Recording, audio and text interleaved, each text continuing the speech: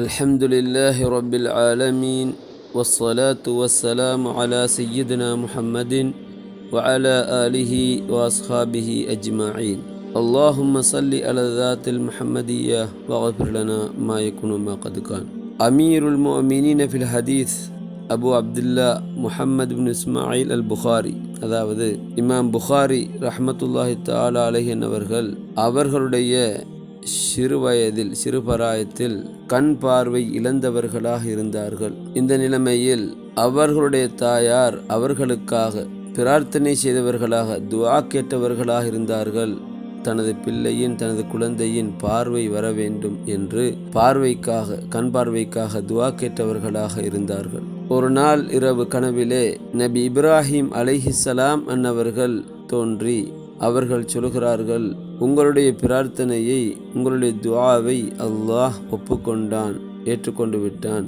உங்களுடைய பிள்ளைக்கு கண் பார்வை வந்துவிட்டது என்று நற்செய்தியை கனவிலே சொல்லுகிறார்கள். அன்று பிள்ளை இமாம் புகாரி ரஹ்மத்துல்லாஹி தஆலா அலைஹி அவர்கள் சிறு பிள்ளை, அவர்கள் கண் விழித்து எழும்புகிறார்கள்.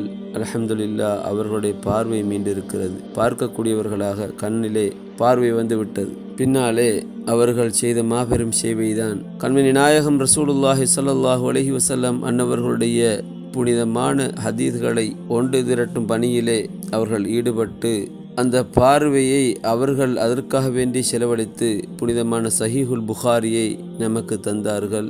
இப்படியாக தாயாருடைய துஆ இழந்து போன கண் பார்வையை அது கொண்டு வந்து தந்து விட்டதுமா, அதாவது கண் பார்வையை மீட்டு தந்து விட்டது.